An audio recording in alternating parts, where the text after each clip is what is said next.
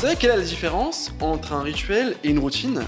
La routine, on la fait sans réfléchir, rien n'est cadré. Parfois on y pense, et quand on oublie, c'est pas grave. La force des rituels, c'est de vous ancrer et de ne jamais manquer à ce que vous devez faire. Dans cette vidéo, je vais vous donner les rituels que je pratique chaque matin pour être en forme et productif. En d'autres termes, l'organisation classique de l'une de mes matinées. Je me réveille autour de 6 h du matin, vous n'êtes pas obligé de le faire, mais c'est surtout pour vous donner un cadre et un rythme. Pourquoi autour de 6 h et pas à 6 h pile? En fait, ça va dépendre de vos cycles de sommeil. Quand on dort, il y a différents types de cycles de sommeil, profond, léger, où on rêve, etc. Et l'idée, c'est de ne pas se lever lors d'un cycle de sommeil profond. Autrement, on va se sentir barbouillé, confus pendant un bon moment après le lever. Pour éviter ça, il existe des applications qui permettent de suivre vos cycles de sommeil. Si vous ne pouvez pas vous lever aussitôt, tentez au moins de vous lever avec le soleil ou un peu avant, histoire de profiter du boost de cortisol et de régler votre horloge circadienne pour le soir. En parlant de soleil, une autre solution serait d'avoir un réveil et de lampe qui s'allume progressivement à mesure que l'heure du lever approche afin de préparer le corps au réveil. Et si vous êtes allergique à la technologie, réveillez-vous à une certaine heure, voyez comment vous vous sentez et adaptez votre heure de lever en fonction de comment vous vous sentez au réveil. Ça, c'est à condition de se coucher à la même heure chaque soir, mais on en parlera dans la prochaine vidéo. Aussi, n'est pas la fausse croyance que plus vous dormiez, mieux ce sera. C'est faux. Mieux vaut dormir un cycle de moins et ne pas se réveiller durant le sommeil profond et être éclaté que l'inverse. Concernant l'alarme, 2 choses. Mettez-la loin du lit pour éviter d'être tenté d'appuyer sur le bouton snooze. Quand ça sonne, on se lève, on va éteindre l'alarme, point.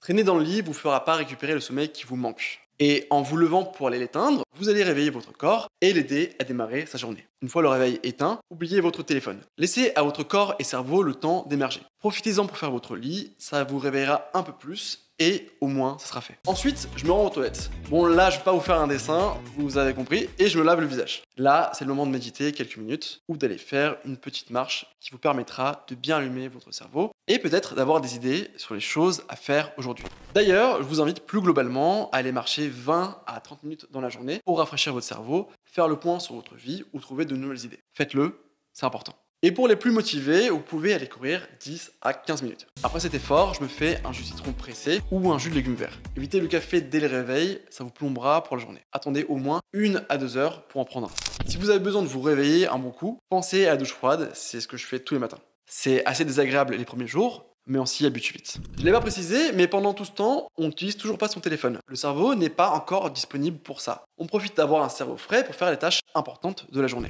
Par conséquent, on attaque ensuite ces séances de deep work. Et si vous ne savez pas ce dont il s'agit, je vous invite à regarder mes précédentes vidéos sur le sujet. Concernant le deep work, si vous êtes employé et donc esclave, faites une session de deep work, votre journée de travail, et puis terminez par le rituel du soir, qu'on verra dans la prochaine vidéo. Ça sera difficile à mettre en place, mais à un moment donné, ça va payer, alors ne vous découragez pas. Si vous avez ou lancé votre activité, réveil, rituel du matin, 3 à 4 sessions de deep work avec de la récupération active qui dure 5 à 10 minutes entre 2 sessions. La récupération active, ça peut simplement être d'aller marcher un petit peu, de faire des exercices de respiration ou encore du yoga.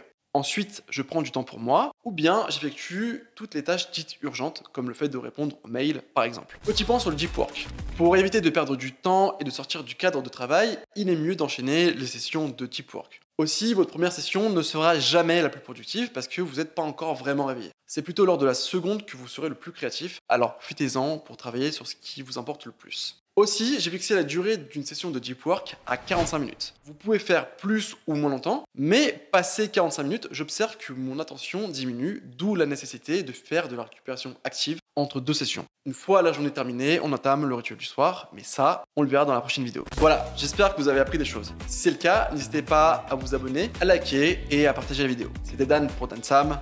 Ciao!